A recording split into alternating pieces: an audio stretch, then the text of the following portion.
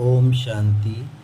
आज हमें हमारे प्यारे परमपिता परमात्मा शिव बाबा ने नई श्रीमत समझाने शिक्षाएं दी हैं, जिसे हम सुनते हैं। आज बाबा ने कहा, बच्चे अब समय अनुसार मन की एकाग्रता को बढ़ाओ, अर्थात जब चाहो जितना समय चाहो मन बुद्धि को अपनी स्वस्थिति के आसन पर स्थित कर सको। बच्चों का एकांत में अर्थात जब मन बुद्धि में कोई हलचल ना हो तो उन्हें योग में अच्छी अनुभूति होती है।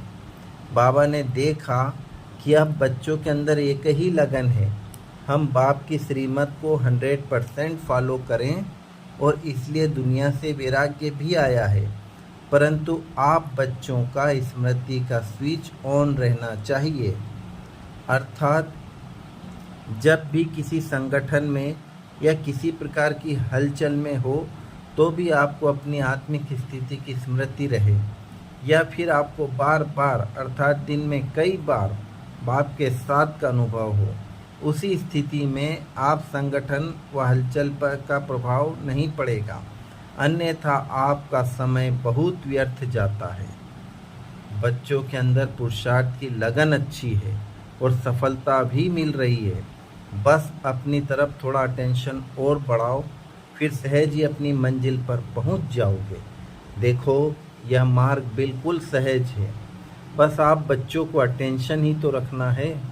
परंतु सोच सोचकर परिस्थितियों से न्यारा होने की बजाय उसमें फंस कंप्लेंट स्वरूप मत बनना, क्योंकि इसमें आपका ही 100% अकल्याण समाया है और इससे आपकी परिस्थितियां बढ़ेंगी, घटेंगी नहीं।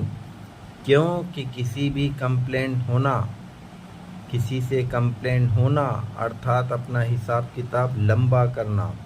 देखो, ड्रामा में वो ही रिपीट हो रहा है जो कल पहले हुआ था, परंतु आपको स्वयं को विजयी रत्न समझ इन परिस्थितियों को सहज रीति पार करना है, तभी आप समय से पहले अपनी मंजिल पर पहुंच पाओगे। अन्यथा आप भी समय के बहाव में बह जाओगे, फिर बाप भी कुछ नहीं कर पाएगा। इसलिए अटेंशन प्लीज। जो कुछ ड्रामा में हो रहा है उस सीन में अपना कल्याण समझ अपने पुरुषार्थ को कंप्लीट करो, अन्यथा पश्चाताप की घड़ियां बहुत कड़ी हैं।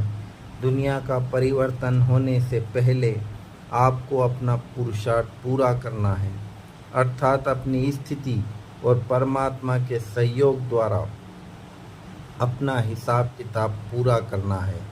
कंप्लेंट स्वरूप आत्मा बाप का सहयोग भी नहीं प्राप्त कर सकती, इसलिए स्वयं ही स्वयं की महीनता से चेकिंग कर अपने पुरुषार्थ की गति तीव्र करो, तभी तीव्र पुरुषार्थी की लिस्ट में आओगे। ओम शांति।